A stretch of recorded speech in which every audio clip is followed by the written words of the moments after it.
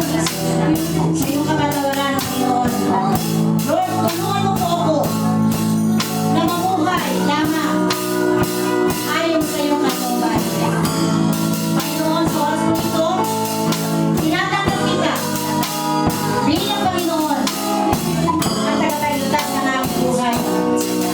At ngayon po, Panginoon, ikaw na ang aming magiging ama at ako ay iyong anak.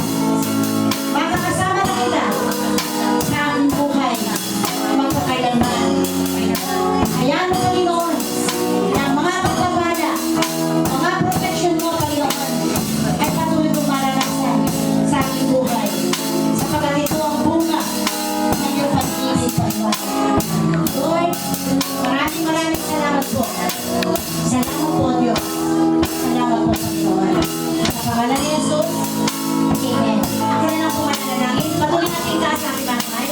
Panginoon, maraming salamat sa aking mga kapatid na ngayon ay tumanggap kayo bilang Panginoon nila at tagapagligtas ng kanilang mga buhay.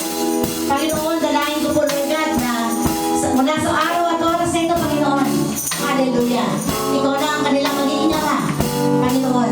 At nagkakaroon sila ng karapatang maging anak mo, Panginoon. Lord, salamat po. Inidiwala ko po sa iyo ang kanilang mga buhay, Panginoon. Dalangin ko po, Lord God, na patuloy mong i-shower, ibuhos sa kanila ang iyong dakilang pag-ibig, Panginoon. I-shower ko po sa kanila, Panginoon, ang iyong protection, Panginoon. Ang iyong pagpapala na buhay ng bawat isa sa kanila, Panginoon. Lord, maraming salamat na mama ay maranasan nila ang buhay sa piling mo, Panginoon.